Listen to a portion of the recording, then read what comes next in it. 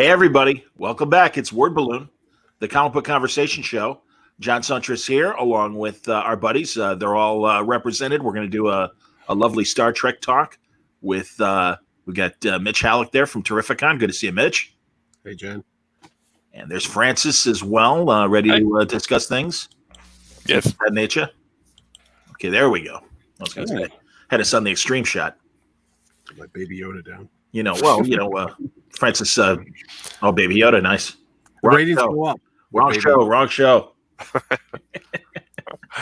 But, hey, the Lower Decks trailer dropped, and everybody's been talking about it. Now it's our turn.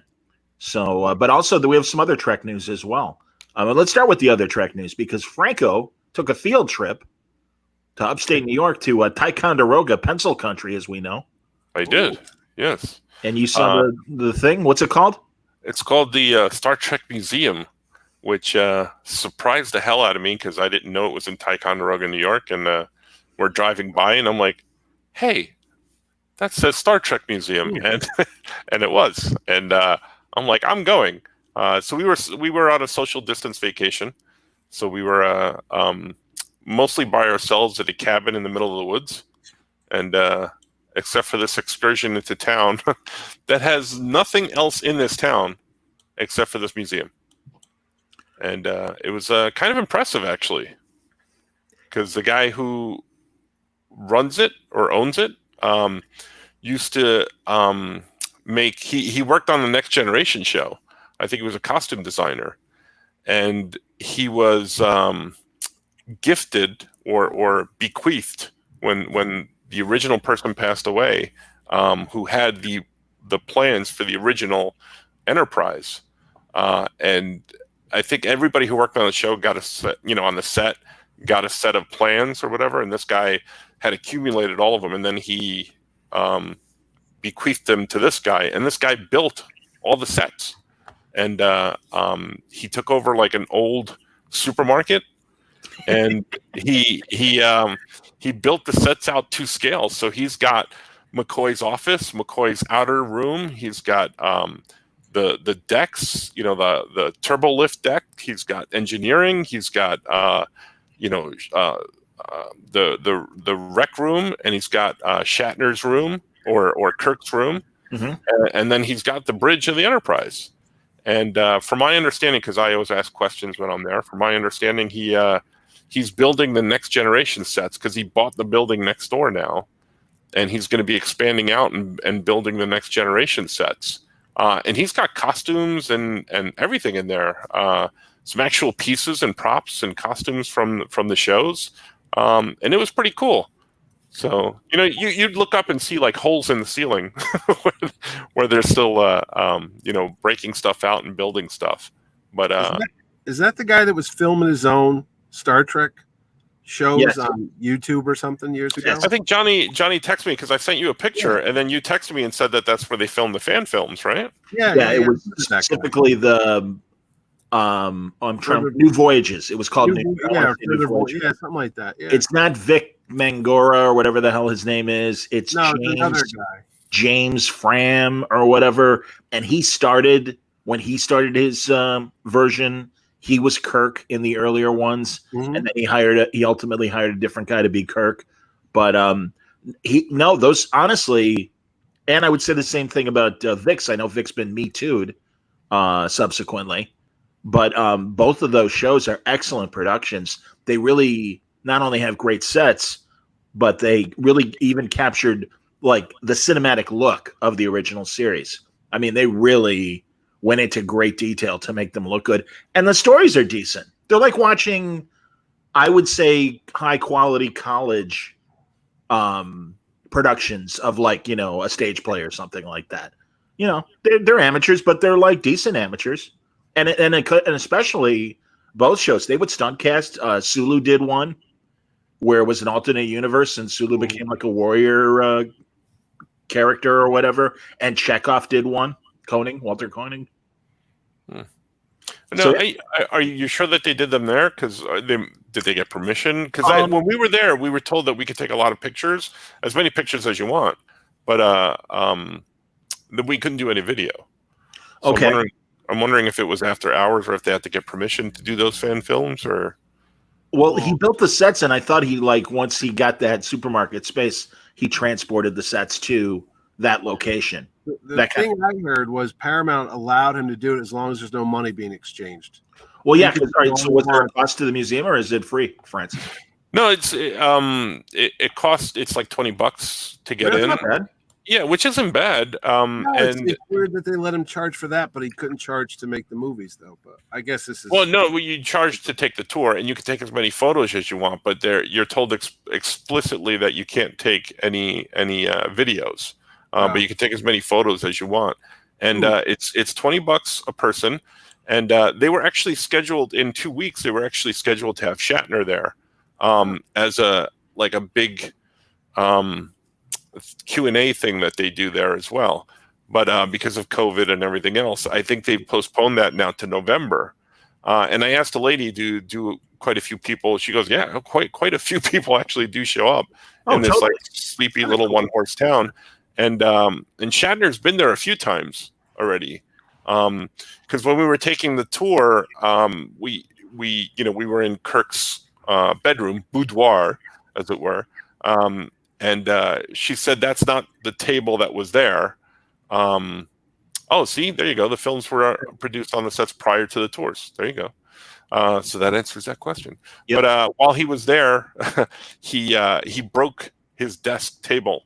Or no, he didn't. No, he broke the medical bay bed because when he was there, he decided, because they have McCoy's medical bay and everything, and they have the bed that actually flips over. Hilarious.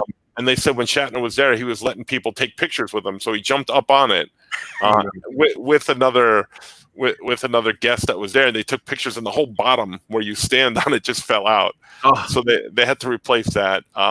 And they replaced a desk in his room because Shatner wrote all over it, and then he signed it. So they had to go in and pull the desk out because they didn't want that on the tour. Yeah. And then replace the desk. So it was fun. So I was goofing around. It was a young girl. She was still in high school. She was our tour guide, and she was great, by the way. But she told us a whole bunch of behind the scenes stuff, and even stuff I didn't know about.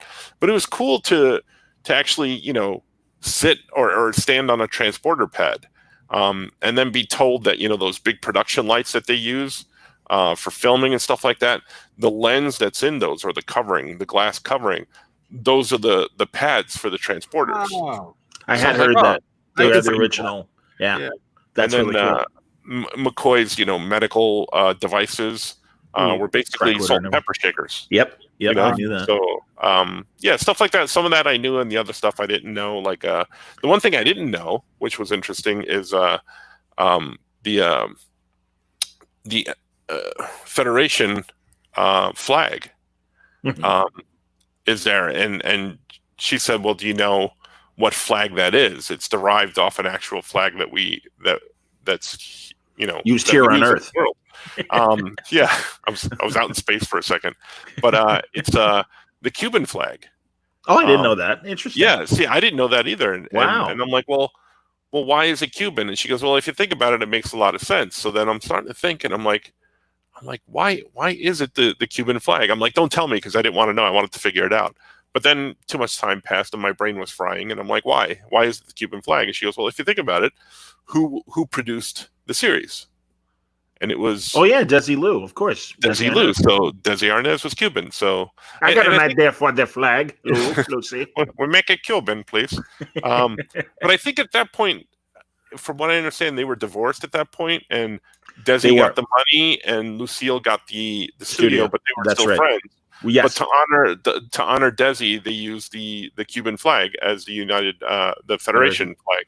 That's insane. That's really cool. Kind of cool. So I didn't know that. That's insane. I didn't know that. I did know that they initially bought those weird salt and pepper shakers to be salt and pepper shakers, but they look so weird that they're like, no one's going to know that's what they are. So they used regular salt and pepper shakers for the scenes where you'd see them in the galley and everything. But they're like, hey, we could use these for McCoy, and they could be medical instruments. So I had heard. Yeah, well, it was basically frontier television, so they were using anything that it was kind of cool, because in the rec room they had the 3D chess and stuff like that, set up.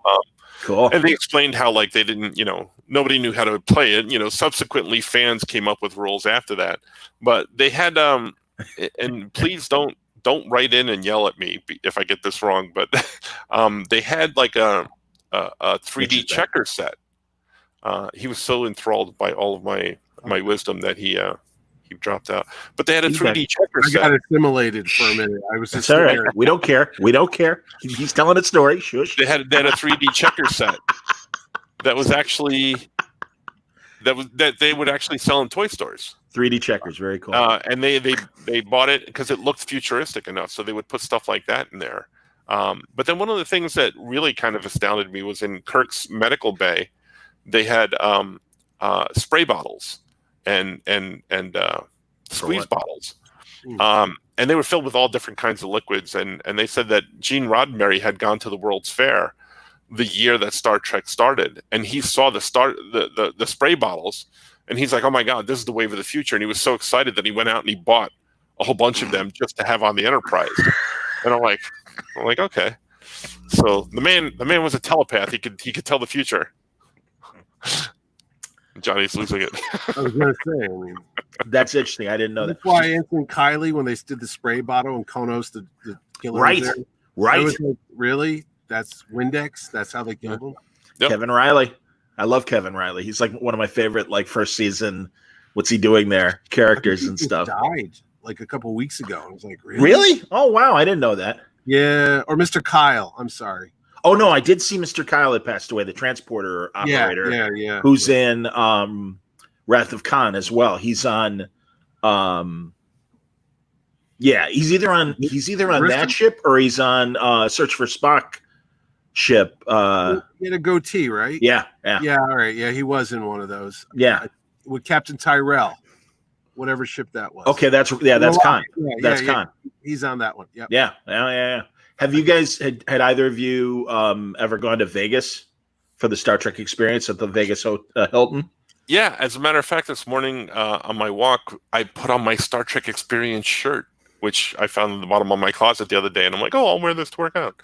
God, I never thought to buy a T-shirt. I was there a lot because when I would go to Vegas to cover boxing matches, we would, it was close enough, and so I would always make a point. Well, a few times we stayed at the Hilton, which was great, so I'd go all the time, staying at the same hotel, and it was gigantic. And then I would go to I a lot of times in the last couple of times I went to Vegas fights, I'd stay at Mandalay Bay and drive over. And on Sunday before I would fly back, I would like make an afternoon and go to the Star Trek experience at the Hilton. And that was great because it had like the big museum with a bunch of props and costumes as you're walking through. And then it had the little adventure. Do you know about that, Mitch?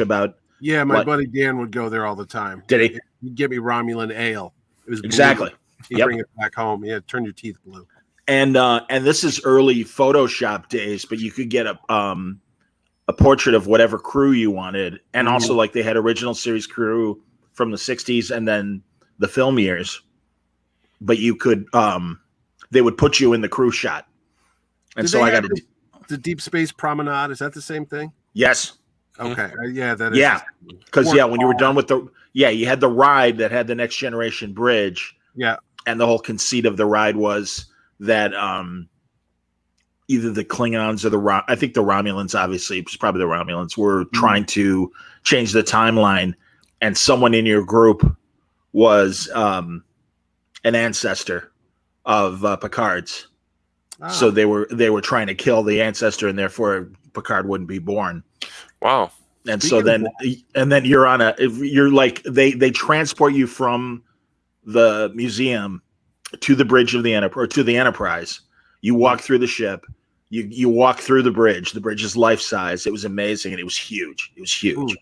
And then they put you in a shuttle, and it's like a virtual ride where there's like it jostles around and you're fired on and stuff, and they've got view screens and you see all this stuff happening. But Riker and Patrick Stewart are in the ride. You see Riker on the view screen. You don't see Patrick Stewart, but you hear him, and he's like, "Oh, thank you. I can't divulge which of you is my ancestor, but be assured the timeline has been restored.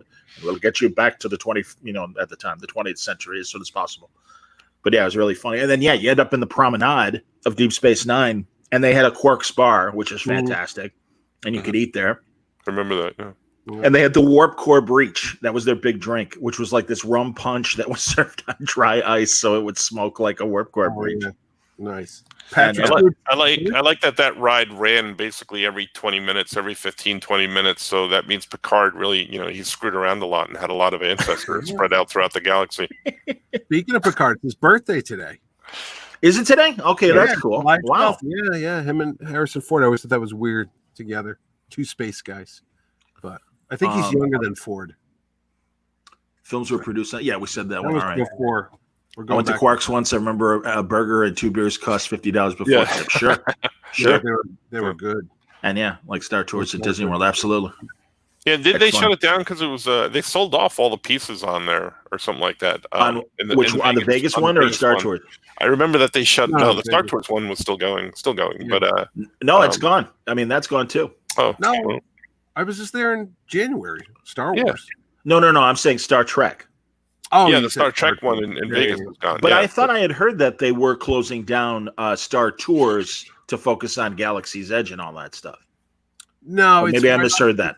You got to walk by it to get to Galaxy's Edge. It's still there. They just ride with Billy D. Williams in there. So, there was a Borg ride. You said right. Well, that's and that's absolutely true. Yes, they had these crazy chairs. Yeah, what happened was after Next Gen went off the air, and it was during the Voyager years, they changed it to a Borg Voyager ride instead of the original. I was never at that one. That's why. Neither was I. Yeah, neither was I. I think Dante's crazy because I never had any Borg stuff in my butt. So he says, so you were assimilated. Oh, that's cool. The best was when they would beam you from the museum to the Enterprise. It was interesting because they really did a combination of like compressed air and smoke in your face and a shimmering light kind of effect that you see. So, I mean, again, based on what we saw watching the shows, it's like, yeah, that kind of felt like you were just beamed over. It was pretty amazing. So that was kind of cool. Oh, that was the other thing I didn't know, how they got that effect of transport back in the old days. Was a superimposed glass of water being poured into other water or something like that. Yeah. Oh, interesting. Yeah, so I was like, really? Yeah. It's fun stuff. The things you learn in Ticonderoga, New York that I never thought were ever possible. Was the pencil factory close? I never found the pencil factory. But I was going to say, that's what I assumed. That's what I was going to say when you said nothing else is going on. I'm like, wait a minute, don't they make the pencils there? Yeah, I don't think they make them anymore. Yeah, nobody makes pencils anymore. I think they're made in Jersey now. Sure. Probably the Faber-Castell people took them. So, all right, let's hold on. What is Dante saying now? What's that? When I lived there in 2006, it was one of the first things they did after moving to Vegas. Yeah. Yeah, totally, man. No, honestly, like I love doing it. I used to go down to Vegas every year, at least once, if not more, for boxing matches. And sometimes my other hosts would go down. Every year they would go down for the NCAA tournament, the sports talk station. And they're like, all right, we're sick of the Star Wars Trek thing. Do it yourself. We're not going with you. And I'm like, good. I'm happy to go by Why did it get shut down? Because of lack of interest, or they lost the license, or nobody was going? I don't remember. I really don't remember. And then for a while, they were good. Relaunch? Was it closed before that? Before which? Oh, before the JJ relaunch. Yes, it was closed. Absolutely. Way before that. Way before that. Oh yeah. I have some pictures. You want to see them? Yeah, but while you're putting those up, there were plans to do a giant life-sized Enterprise, a second one in Vegas. That was going to be built and like from the outside look like the Enterprise, but that didn't come. The funding for that didn't come through. Wait, the whole disc, the ship, the whole ship.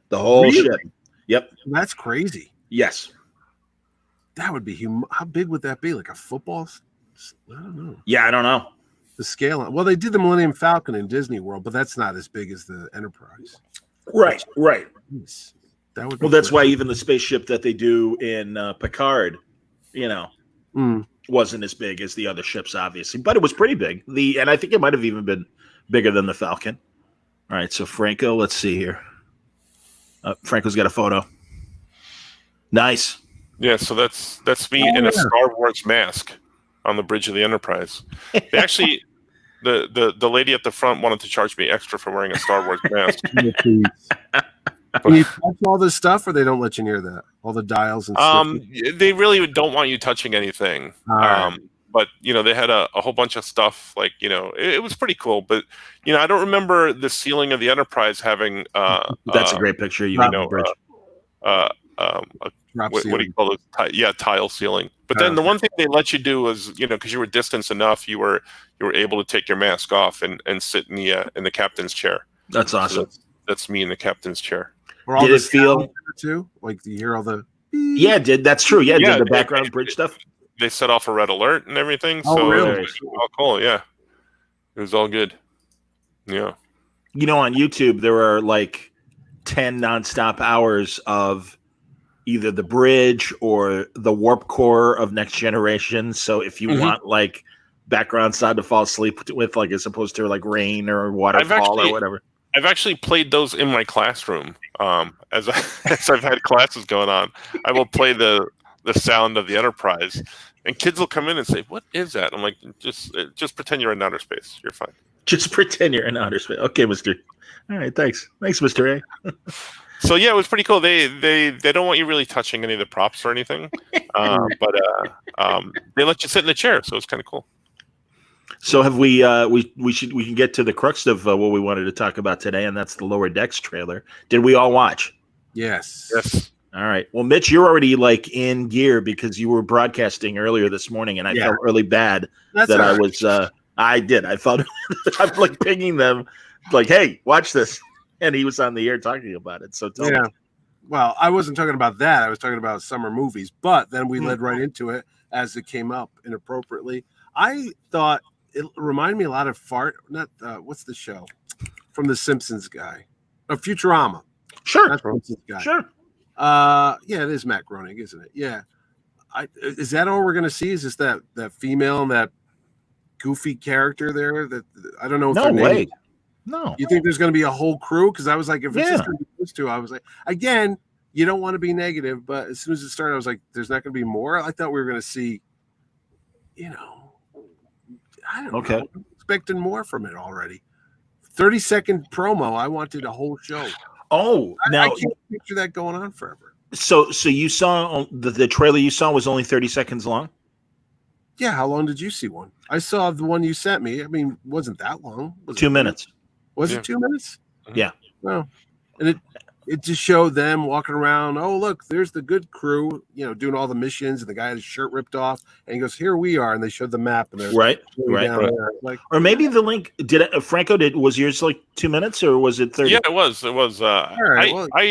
thought it was kind of cool. I don't know what to expect. I'm waiting to see what it is, but I found it funny when they were, when she was emptying out the holodeck waste disposal stuff. Yeah. That I was thinking of was kind of like, what is that guy's job? The what mopper at the strip booths or something? Right. My mind went right to that immediately. I was like, ew, what's going on in that room that they're cleaning up the waste in there?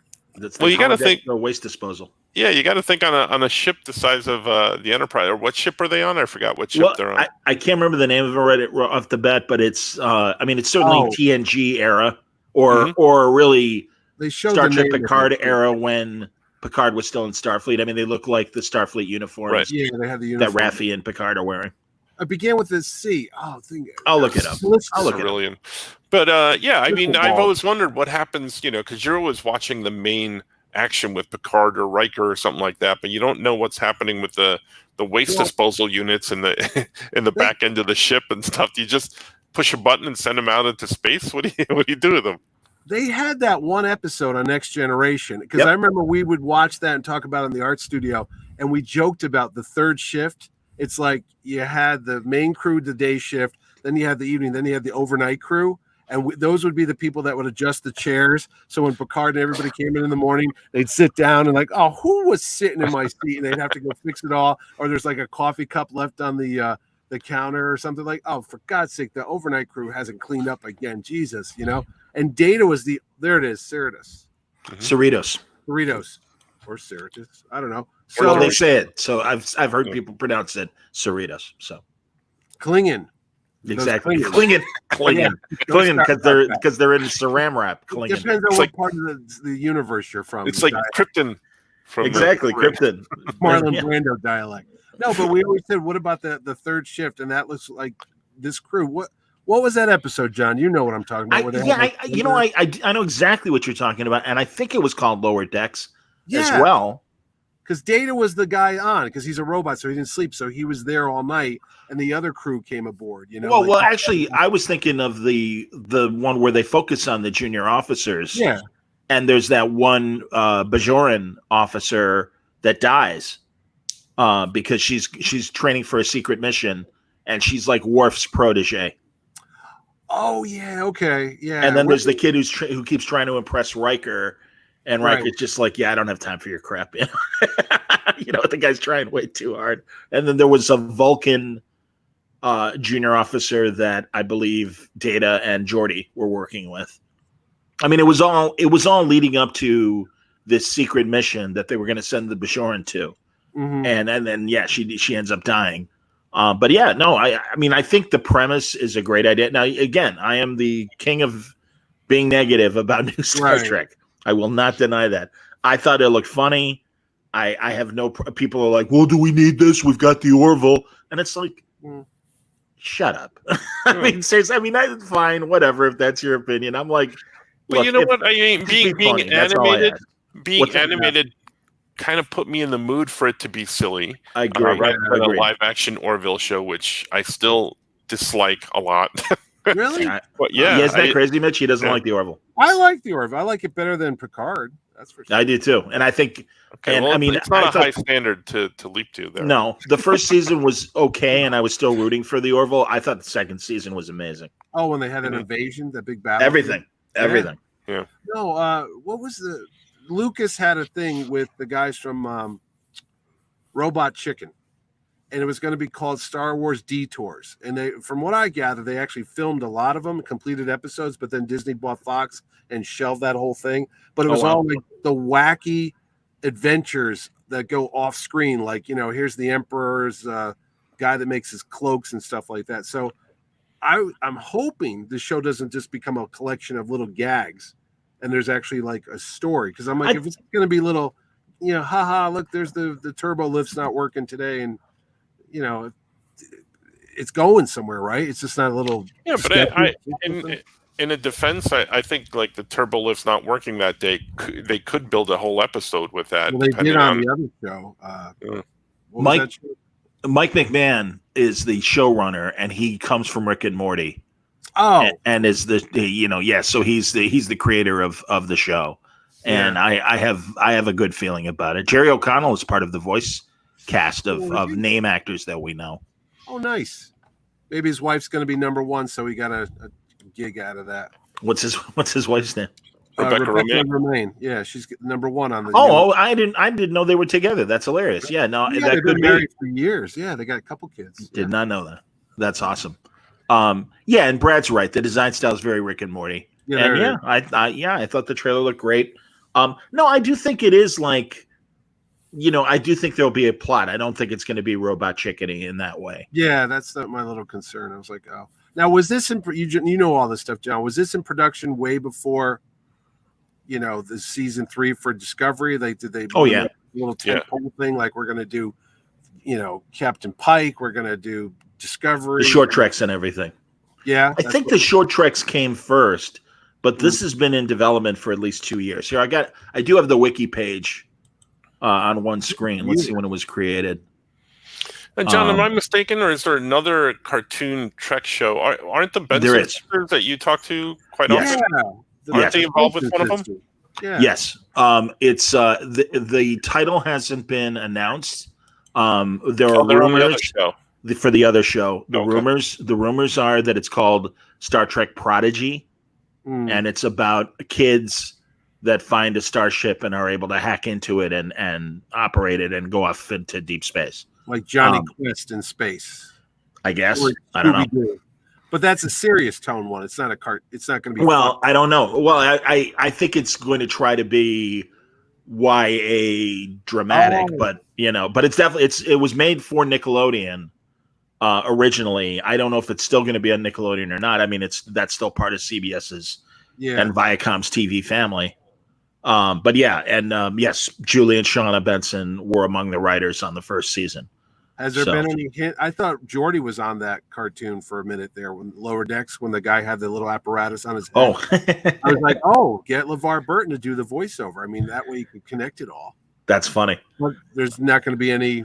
We don't know. As far as there might. I mean, and with voiceovers, who's to say? I mean, good Lord, between Family Guy and Futurama, God, the whole Next Gen cast and the original series cast, they all showed up on cartoons. So why not? But we'll see. I mean, the whole point is the Cerritos is a ship that isn't off doing deep space missions, that they are kind of like doing the crap jobs and everything. Like the Coast Guard. They're the Coast Guard. Yeah, basically. Sure. Yeah, they don't go anywhere. They're just kind of patrol. No offense to the Coast Guard out there, but I'm just saying exactly. There's not a lot of Nazi invasions happening around Jersey. So they're cleaning the holodeck waste material, that kind of stuff. No, it looks funny, and I mean it looked cool. It looks like there's going to be a lot of alien characters, and then also there's a bridge crew, and they are going to be involved with whatever kind of missions and stuff. But the reality is, we're following the crap crew that's in the lower decks and stuff. Like, that's who the real story's about. But I think they really tried to make it more appeal to more adults because of the nudity in the show. Apparently, because the guy turns around in the chair. Yeah, we need more cartoon nudity. Well, again, Rick and Morty and Harley Quinn, they're good shows. Harley Quinn's great. I love that. It's amazing. Yeah. So are we going to have the F-bomb on the cartoon show too? I don't know. I'm betting no. I'm betting no. I think they should. That's all. I hope so. Is this rated R? I hope so. It should go across all Star Trek platforms. Yeah, but actually, you're right. No, now that I think about it, you're right. They are dropping F-bombs on Discovery and Picard. Why not? I guess left and right, because that means it's an adult show. Because you could swear. Right. Yeah. Exactly. Looks pretty cool. Dante is right. It looks pretty cool with live action shows postponed. Animation seems the best route to go. Did you guys? I am not a regular Blacklist watcher. NBC James Spader show. I was at the very beginning. The first 2 or 3 seasons I watched. I'm surprised it's still on. Yeah, me too. But one of my best friends is a huge fan, and he was showing me to finish the last episode and give the season a finale. They did half of the episode like. Remember that movie Through a Scanner Darkly? Yeah. It was animation, but it was clearly animation of like rotoscope, whatever the modern version of rotoscope is. Right. Taking live action and animating for people watching and not knowing what I'm talking about. And the actors provided voiceovers, narration to explain what was going on and to wrap up the story. So they rewrote the last episode. And it was really cool to see. I mean, he just showed me examples of it. I didn't watch the whole episode, but I do want to go back and watch it, even though I'm not currently watching Blacklist. I was going to say, how did that look? Like that movie that Through a Scanner Darkly, if you remember that movie from like 15 years ago, the Philip K. Dick adaptation. Mm-hmm. And it looked like the Aha video. I was going to say that's exactly what I was going to say, but it's in color. Yeah. And Chris Griffin is going to fall out of the Where were you, Chris? I don't know. I love that when he's dancing with the guy. And he goes through the whole video, and then his mom opens the refrigerator door, and he falls out. Chris, where are you? I don't know. He's all freaked out. I saw the original because watching that made me want to rewatch the Aha video. And then I looked up the Aha, like who made the animation. I can't remember the guy's name, but prior to making the Take on Me video, he did like a 5-minute short film using the same kind of technology. Oh, yeah. Yeah, and it's cool. It's like arty, weird, get cool. that as one of the filters now on one of these face app things that we're doing here. That's hilarious. I was like, wow, I feel like I'm on MTV from 1986. Absolutely, man. Cool.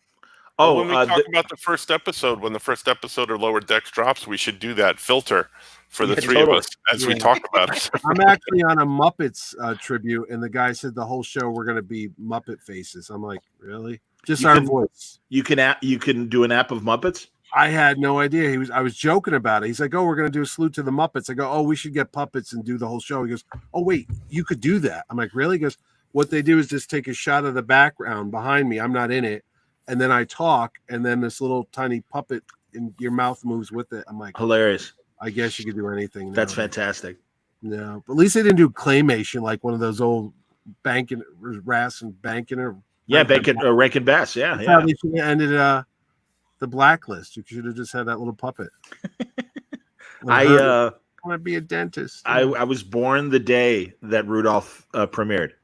Really? December 2nd, 1964. So I am as old as that cartoon. Did your parents sit you down in front of it and say, "This is going to be history, Johnny"? I think Mom was lying down after having pushed me through. I don't think she was watching cartoons after that. And I'm sure my father was having a scotch. Good Lord, look at that kid. Jesus. Look at the size of his head. The size of his head. Did you have that head of hair at the same time? I did have hair at birth. Wow. And there's a great newborn picture of me that I have, and I've got little socks on my hands, and my head was all bruised and everything. And my dad used to call me the champ because he said looked like you just went 15 rounds and everything. So he always called. He's like, "Good night, champ."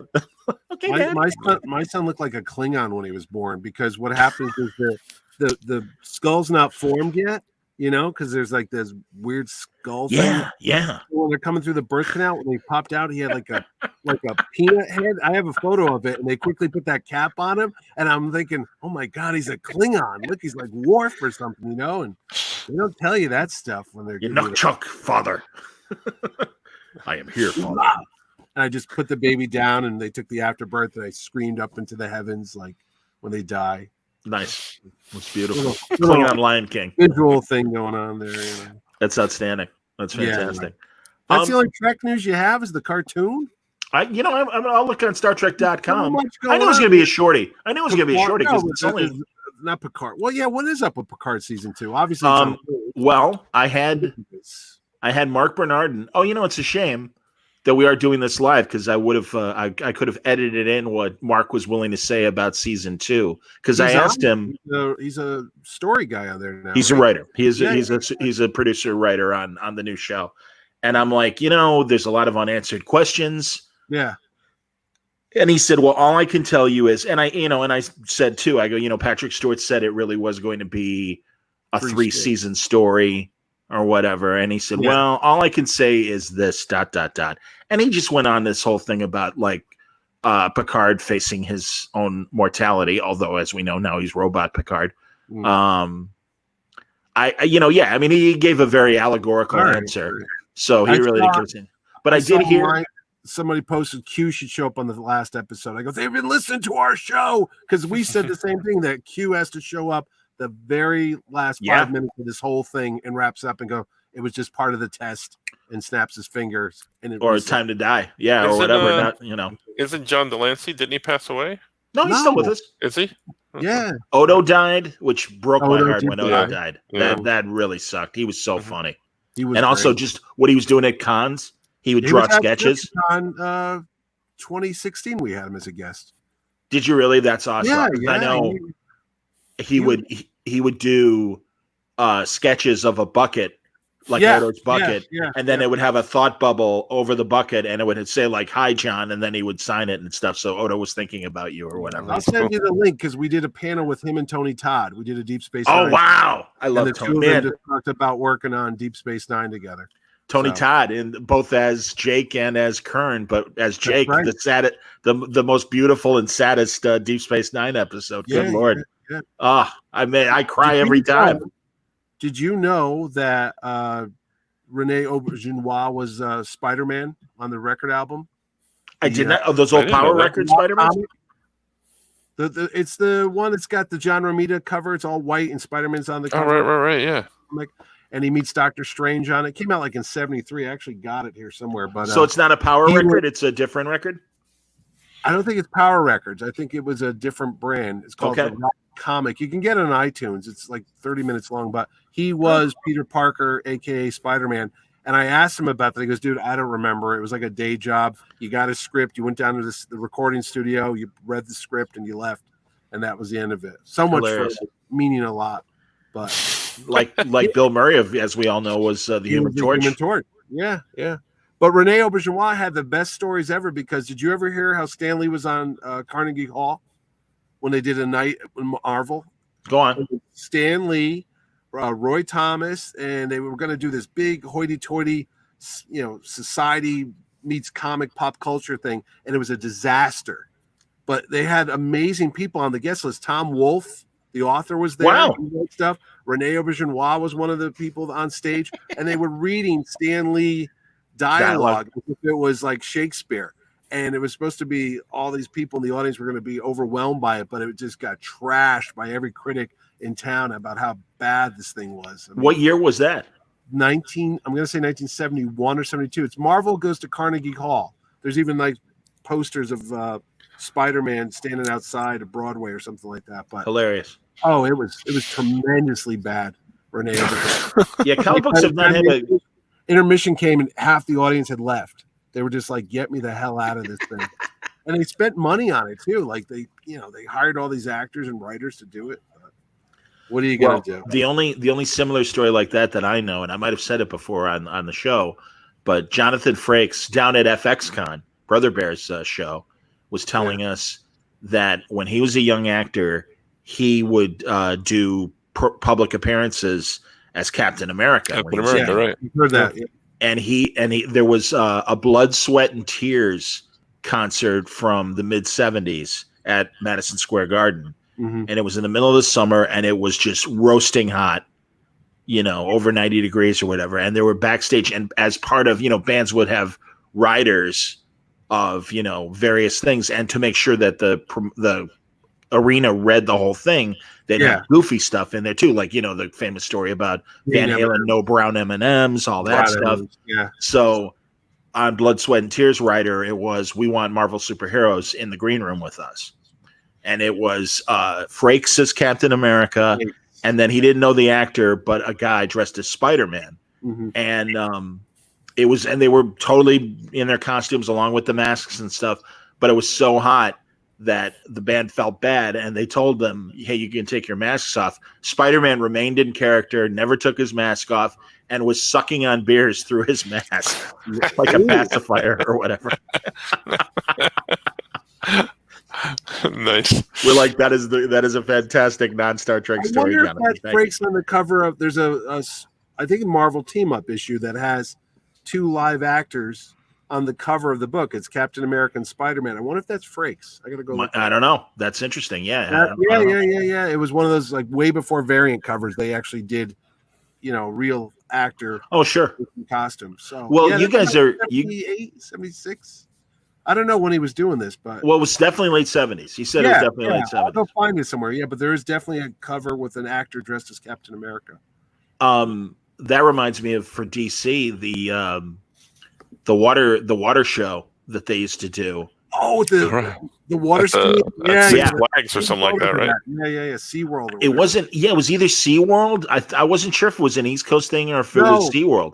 Busch Gardens. It was Anheuser. Whatever, it was Busch Gardens. Really? St. Louis? They had a water show because I've seen photos and I asked Ordway. He goes, yeah, that was one of those Busch Garden places. I'm like, oh, all right. Maybe they had I thought it was Great Adventure because they always had the affiliation with them. Oh, here we go. Maybe.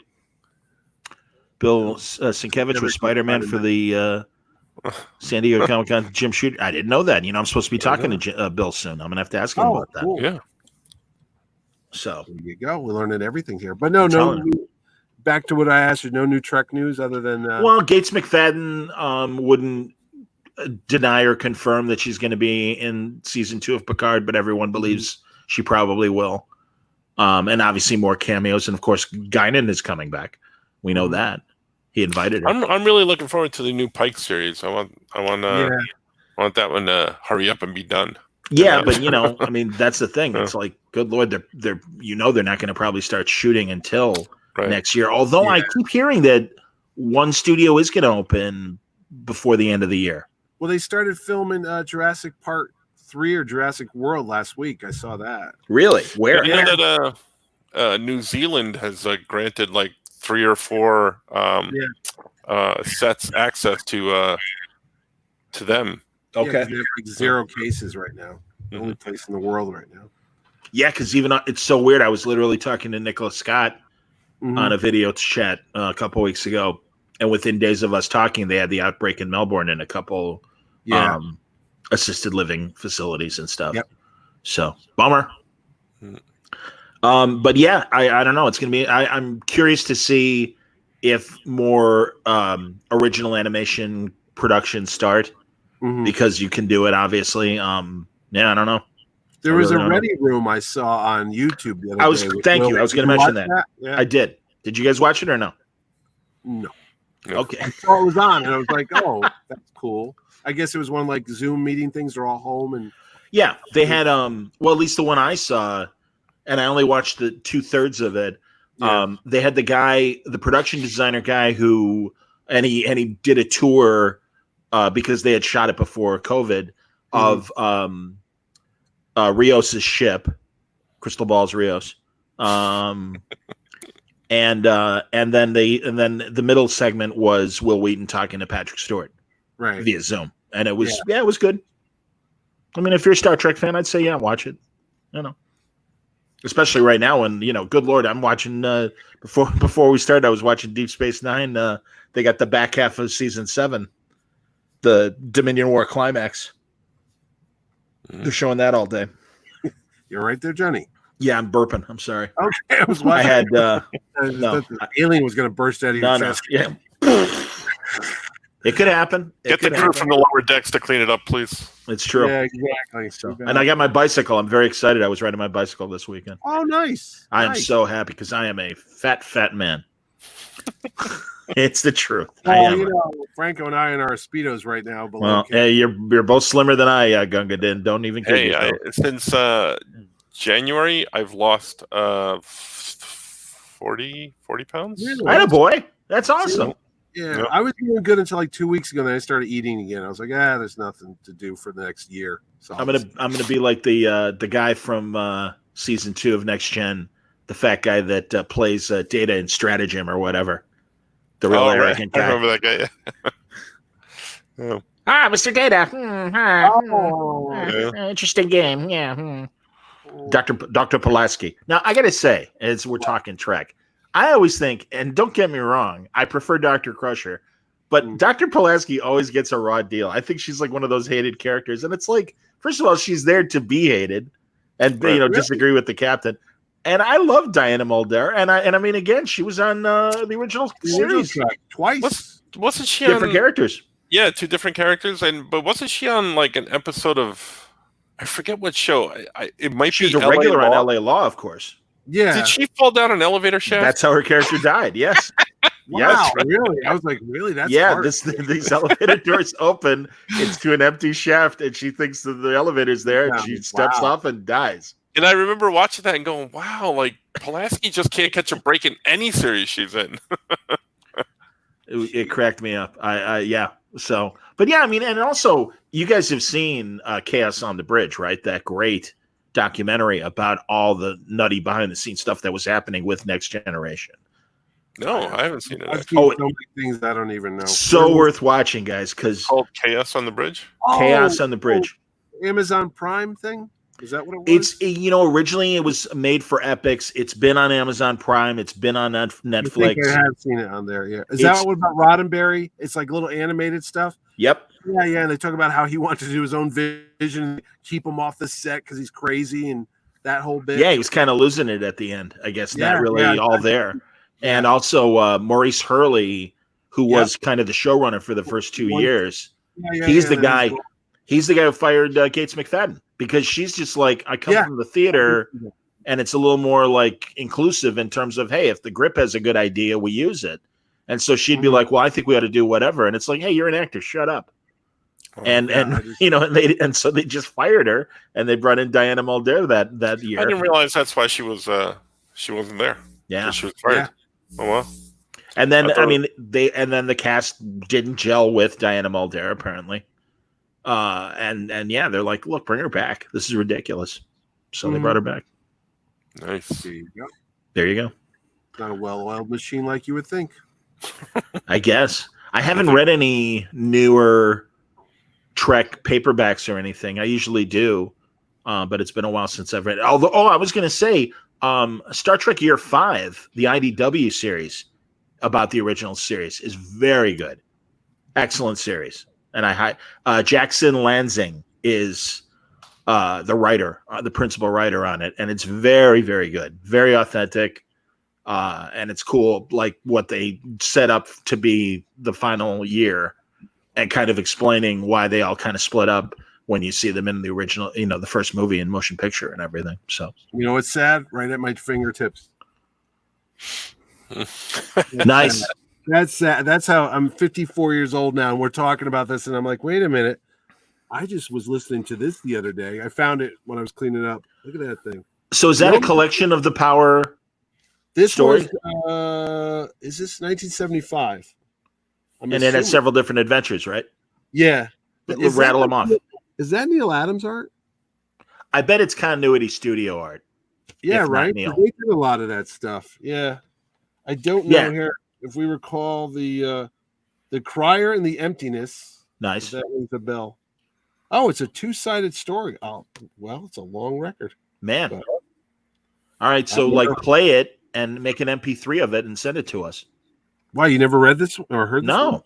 Come on, John. I thought you had all this stuff. What we had at my radio station was the documentary audio album Inside Star Trek. Oh, with the blueprint cover? Yes. Yeah, I have that. And Gene Roddenberry telling his stories. Well, of course, Mr. Spock, a great character that I created. Yeah.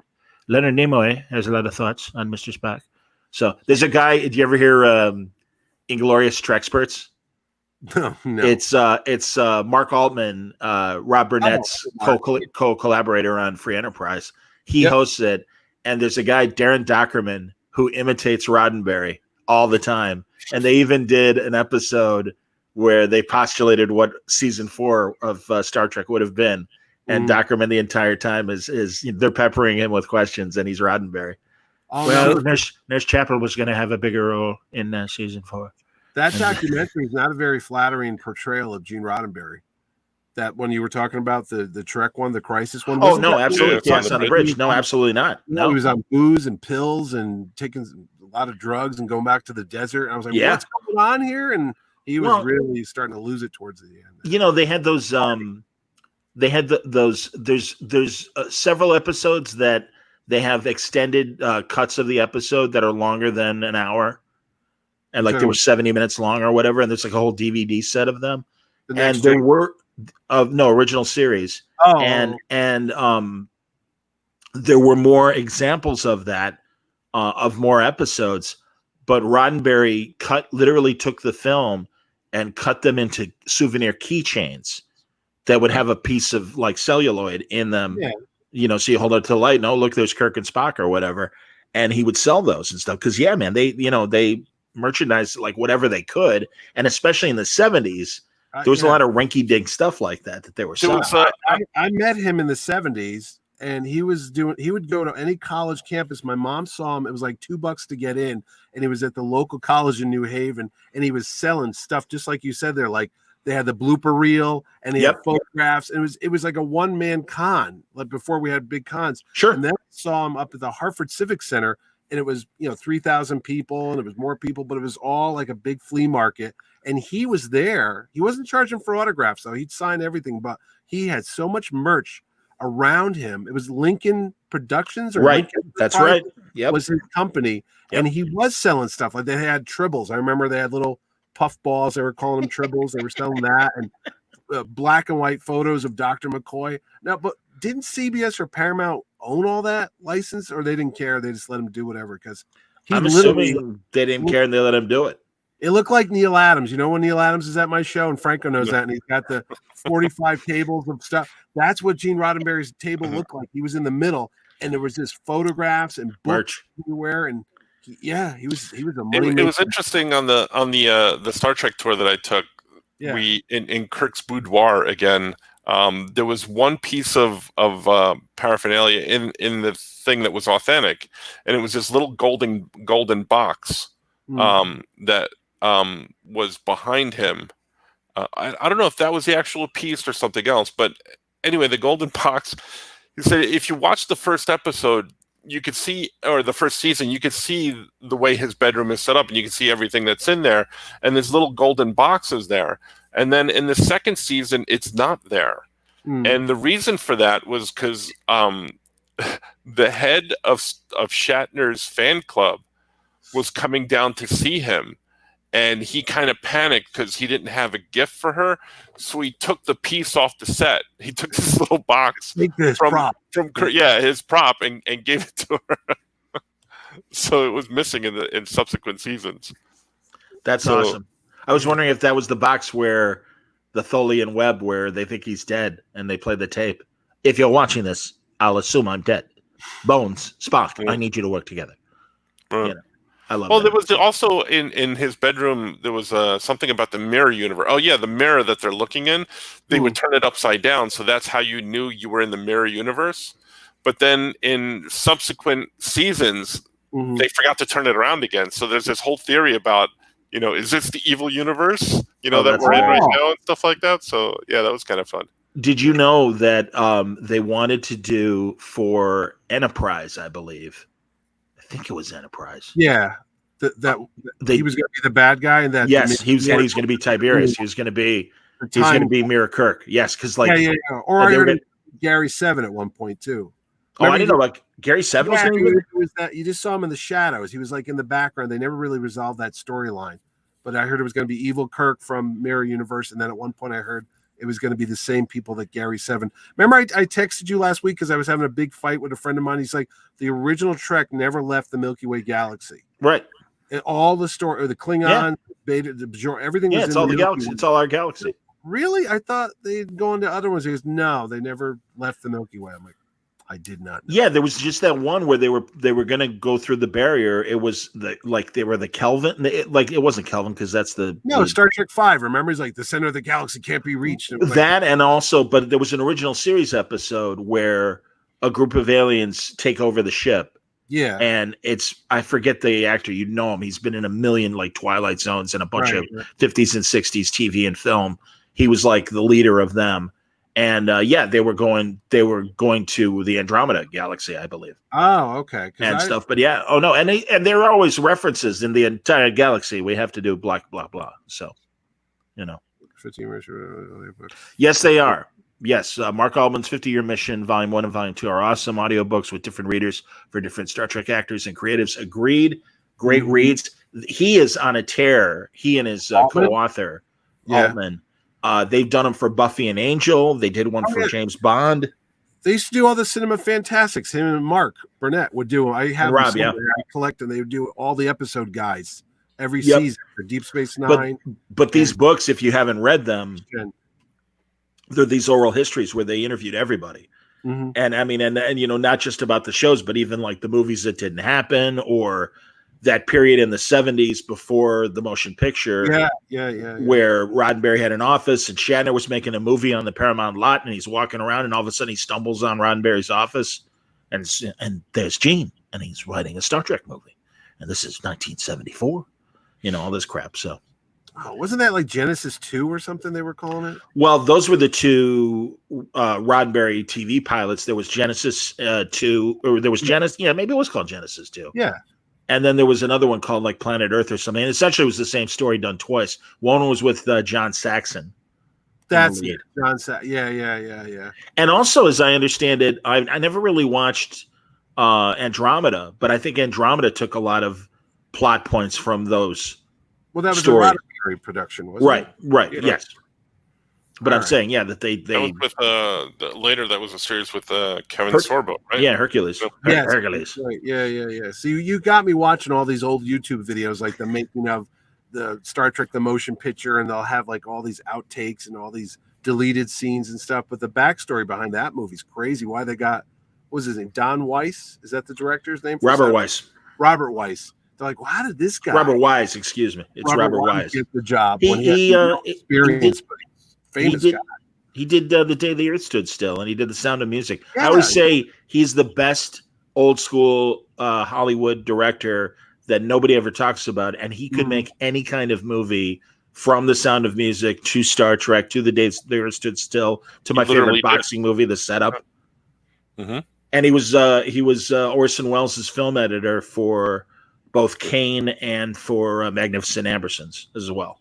No, he's a very talented dude. But yeah, they set the premiere date before the movie was done. Yeah. And had they not met it, it would have cost like tens of millions of dollars in fines that the theaters could charge Paramount. So it absolutely had to be done by December whatever. And they literally like were hand delivering like, you know, at 0 hour to make sure that the movie got to where it needed to get to and everything. It was crazy. Well, they were talking about the effects and everything because they hired, I guess it was John Dystra. Is that the guy? Dykstra, yeah. Yeah, and they said basically the way he used to work is he just made the effects. You got what you got. It's not like, oh, I want it to look like this. It's like, don't give me the money. I'll make you something. Shut up. This is what you're getting. So and they get really gel. You know, a lot of the concepts there looks more like 2001 at the end when they go to V'ger. Yeah. That's not what they wanted. That's just what they got. And they're like, oh, okay, we got to work around. And they had to hire a couple other effect companies to do it as well. So no, exactly. But it kind of works because it is. It's just the weirdness of V'ger. You know, he was a little out of control with his visions there, if you will. But, so there you go. I mean, we can wrap, guys, because at this point, you know, there's nothing new other than the Lower Decks trailer. Which, I mean, I'm optimistic. We'll be back in August for the first episode, right? Yeah, less than a month away. It's gonna drop August 6th, so I would imagine the first or second week in August we'll be back to talk and do another Trek review. So until then, thank you, boys. Thank you for the comments from the Peanut Gallery, as always. More Word Balloon Live coming this week. If all goes well, I'll be talking to Axel Alonso tomorrow and Gail Simone on Wednesday, as scheduled, and the great John McCrae of Hitman and other 2000 AD fame and a bunch of other things, all joining me this week on Word Balloon Live. So I hope you'll join me for that.